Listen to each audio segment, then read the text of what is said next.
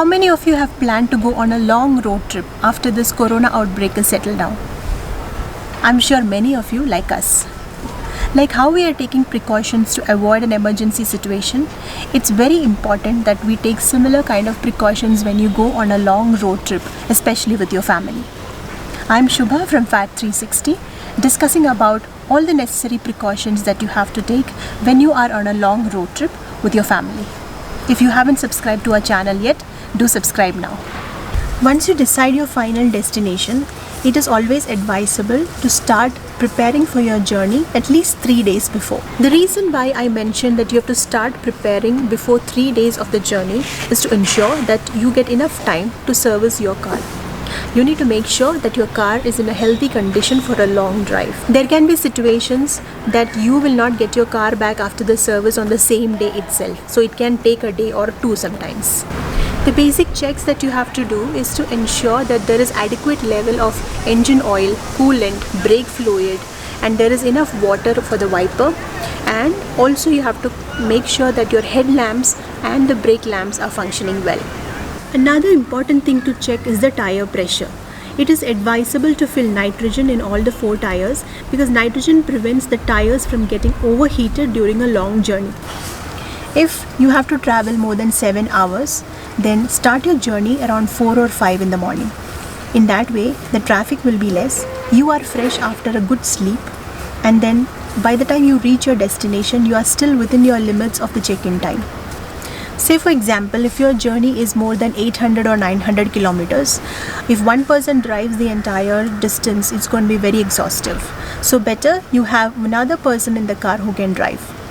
And my advice is always split the journey into 2 days if possible, and especially when you're traveling with kids, so that you travel a long distance on the first day, stop over in a hotel, take rest and resume your journey on the next day. Because what happens is kids usually get cranky after a few hours inside the car, and you can also avoid the fatigue of long driving as well. As in when you feel tired or bored inside the car, you need to make sure that you stop somewhere, have a tea or freshen up yourself. The good thing about traveling early in the morning is that around 7:38 you can stop for breakfast, and then by noon you can stop for lunch, and most likely you will be at your destination by around 3 or 4 p.m. So you are avoiding any travel during late night hours. You need to make sure that when you start early in the morning, after every meal you may feel a little sleepy and tired.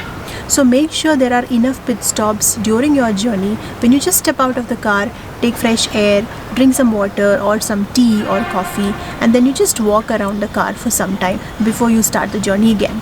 Pit stops are good not just for you but for the car as well.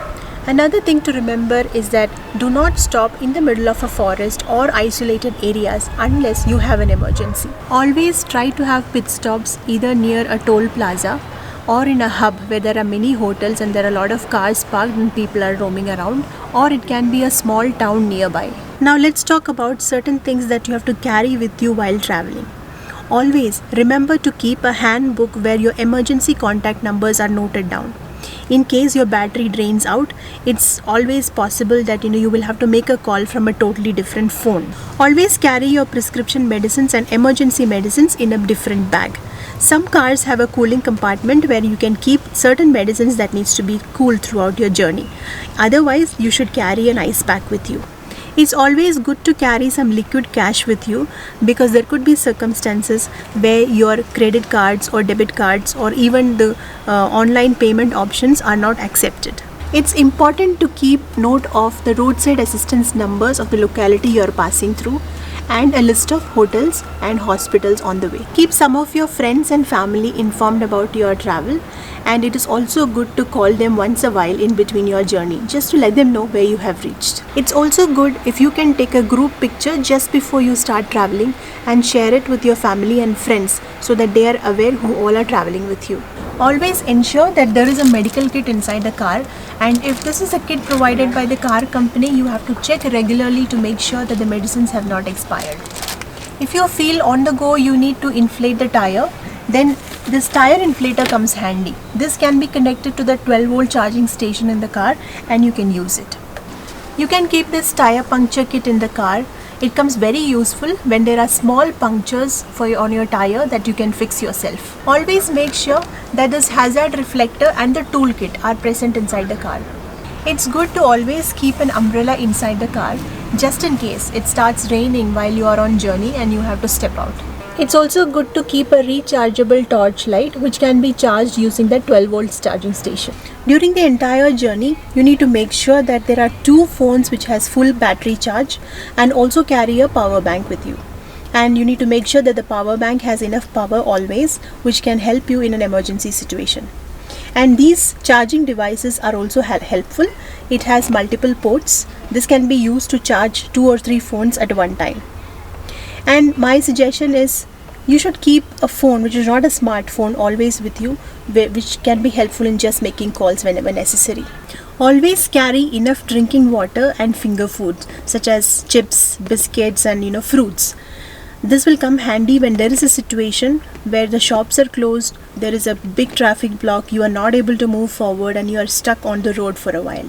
When there is a situation, things like newspaper, a roll of tissue or some waste cloth, all these would come handy. And always remember to keep a bottle of sanitizer in your bag. One thing I want to remind you, do not keep the power bank inside the car when the car is parked under the hot sun. I hope the details provided are helpful when you are planning your next travel. If you have more tips and suggestions, drop them in the comment section below. Please note that all the information that I provided here are from my experience of traveling with my family. The situations may vary depending on the locality and the conditions. But it is always important to take enough precautions to overcome any emergency situation and stay safe. Do share the video with your family and friends. See you in the next video. Till then, stay safe. Bye-bye.